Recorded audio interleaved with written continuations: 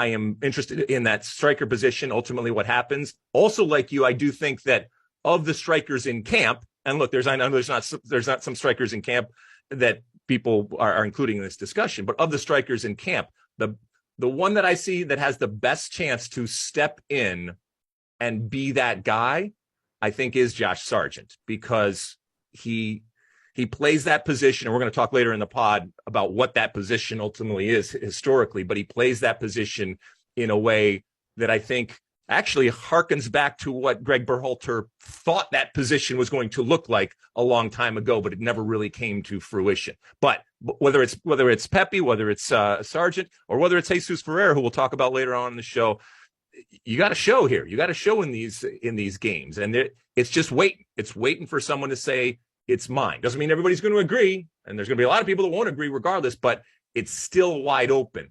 The center back pairing, I think, is going to continue to be a question going forward.